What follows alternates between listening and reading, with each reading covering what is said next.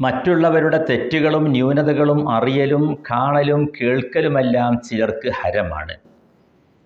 എവിടെയെങ്കിലും മറ്റുള്ളവരെ പരാമർശിച്ചുകൊണ്ട് ന്യൂനതകൾ വിവരിക്കപ്പെടുന്നുവെന്നറിഞ്ഞാൽ അത് കാണാൻ കണ്ണിലെണ്ണയൊഴിച്ച് കാത്തിരിക്കുന്നവരും കേൾക്കാൻ വേണ്ടി കാതുകൂർപ്പിച്ചിരിക്കുന്നവരും ധാരാളം പേരുണ്ടായിരിക്കും. മറ്റുള്ളവരെ പരാമർശിക്കുന്ന, അവരുടെ ന്യൂനതകൾ പറയുന്ന വാർത്തകൾ സംപ്രേഷണം ചെയ്യുവാനാണ് മീഡിയകൾക്കും താൽപ്പര്യം. കാരണം പ്രേക്ഷകരെ തൃപ്തിപ്പെടുത്തൽ മാധ്യമങ്ങളുടെ, മീഡിയകളുടെ ലക്ഷ്യമാണല്ലോ. അതിനാൽ പൊടിപ്പും തൊങ്ങലും വെച്ച് വാർത്തകൾ അവതരിപ്പിക്കുകയും അവതാരകർ അതിനുവേണ്ടി മത്സരിക്കുകയും ചെയ്യും. ആദ്യം വാർത്ത പുറത്തുവിടുന്നവർ തങ്ങളായിരിക്കണമെന്നാണ് ഓരോരുത്തരും ആഗ്രഹിക്കുന്നത്. എന്നാൽ ഈ മത്സരത്തിനും ആവേശത്തിനുമിടയിൽ മാനഹാനി സംഭവിച്ച് വിഷമിച്ചിരിക്കുന്ന ഇരയെക്കുറിച്ച് ഇവർ ആലോചിക്കാറില്ല. എത്ര വലിയ മനസ്സംഘർഷമായിരിക്കും അദ്ദേഹം അനുഭവിച്ചു കൊണ്ടിരിക്കുക എന്നത് ചിന്തിക്കാവുന്നതേയുള്ളൂ. എല്ലാ തെറ്റുകുറ്റങ്ങളിൽ നിന്നും ശുദ്ധരായവർ ഇവിടെ ആരാണുള്ളത്? ആരോപിക്കപ്പെടുന്ന തെറ്റിന് സമാനമായതോ അല്ലെങ്കിൽ അതിനേക്കാൾ വഷളോ ആയതോ ആയ തെറ്റുകുറ്റങ്ങൾ സ്വന്തത്തിലുള്ളത് മറച്ചു പിടിച്ചുകൊണ്ടായിരിക്കും മറ്റുള്ളവരെ ആക്ഷേപിക്കുന്നത്. എന്തൊരു സംസ്കാര ശൂന്യതയാണിത്! ആക്ഷേപത്തിനൊരുങ്ങുമ്പോൾ സ്വന്തത്തെക്കുറിച്ച് ആലോചിക്കുക. പരിശുദ്ധമായ ദീനുൽ ഇസ്ലാം നമ്മുടെ മുമ്പിൽ വെക്കുന്ന നിർദ്ദേശം അതാണ്. ഒരാളെക്കുറിച്ച് ആരോപണം ഉന്നയിക്കുമ്പോൾ തൻ്റെ സ്വന്തം ശരീരത്തിലുള്ള ആ തെറ്റിനെക്കുറിച്ച് ആലോചിക്കുവാനാണ് അദ്ദേഹത്തോട് ദീനുൽ ഇസ്ലാം പറയുന്നത്.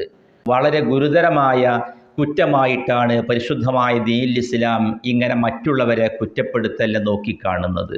വിശുദ്ധ ഖുർആൻ അത് സംബന്ധമായിട്ട് പരാമർശിക്കുന്നത് ഇങ്ങനെയാണ്: ഇന്നല്ലദീന യുഹിബ്ബൂന അൻ തശീഅൽ ഫാഹിഷതു ഫില്ലദീന ളലമൂ ലഹും അദാബുൻ അലീമുൻ ഫിദ്ദുനിയാ വൽ ആഖിറ വല്ലാഹു യഅലമു വഅൻതും ലാ തഅലമൂൻ.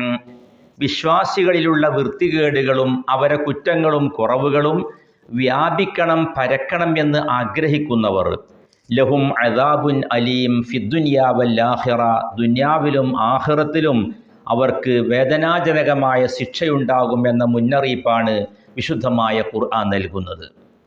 മാത്രവുമല്ല, നബി സല്ലല്ലാഹു അലൈഹി വസല്ലമ തങ്ങൾ മറ്റുള്ളവരെ ന്യൂനതകളെ തേടി നടക്കുന്നതിനെ സംബന്ധിച്ച് ശക്തമായ മുന്നറിയിപ്പാണ് നൽകിയിട്ടുള്ളത്. ലാ തുഉദൂ ഇബാദല്ലാഹ്, അള്ളാഹുവിൻ്റെ അടിയാറുകളെ, അള്ളാഹിൻ്റെ അടിമകളെ നിങ്ങൾ ബുദ്ധിമുട്ടിക്കരുത്. വലാ തുഅയ്യിറൂഹും, അവരെ നിങ്ങൾ മാനം കെടുത്തുകയും ചെയ്യരുത്. വലാ തത്ലുബു ഔറാത്തിഹിം, അവരെ ന്യൂനതകളെ നിങ്ങൾ തേടി നടക്കുകയും ചെയ്യരുത്. തുടർന്നുകൊണ്ട് നബി സല്ലല്ലാഹു അലൈഹി വസല്ലമ തങ്ങൾ പഠിപ്പിക്കുകയാണ്: വല്ലവരും മറ്റുള്ളവരുടെ ന്യൂനതകൾ തേടി നടന്നാൽ നാളെ പരലോകത്ത് വെച്ചുകൊണ്ട് അല്ലാഹു തആല അവൻ്റെ ന്യൂനതകളെ തേടിപ്പിടിക്കുകയും അവനെ അതിന് പകരമായി അല്ലാഹു തആല കൈകാര്യം ചെയ്യുകയും ചെയ്യുമെന്ന് വിശുദ്ധമായ തിരുവചനങ്ങളിലൂടെ നബി സല്ലല്ലാഹു അലൈഹി വസല്ലമ തങ്ങൾ പഠിപ്പിക്കുന്നുണ്ട്. അതുകൊണ്ട് തന്നെ മറ്റുള്ളവരെ ആക്ഷേപിക്കാൻ വേണ്ടി, മറ്റുള്ളവർക്കെതിരെ ആരോപണം ഉന്നയിക്കാൻ വേണ്ടി ഒരുങ്ങുമ്പോൾ സ്വന്തം തടിയിലേക്ക് ആലോചിക്കുക. ഞാൻ ഇതുപോലത്തതോ അല്ലെങ്കിൽ ഇതിന് സമാനമായതോ ആയ തെറ്റുകുറ്റങ്ങൾ ചെയ്തവനാണല്ലോ, ഇതിന് സമാനമായ ന്യൂനത എൻ്റെ സ്വന്തം ശരീരത്തിലുണ്ടല്ലോ, അതുണ്ടായിരിക്കെ മറ്റുള്ളവർക്കെതിരെ ആക്ഷേപം ഉന്നയിക്കുന്നത് ഒട്ടും ഉചിതമല്ലെന്ന് മനസ്സിലാക്കി അതിൽ നിന്ന് പിന്തിരിയുക. അല്ലാഹു സുബ്ഹാനഹു വ തആല തൗഫീഖ് നൽകി അനുഗ്രഹിക്കുമാറാവട്ടെ. വൽഹംദുലില്ലാഹി റബ്ബിൽ ആലമീൻ.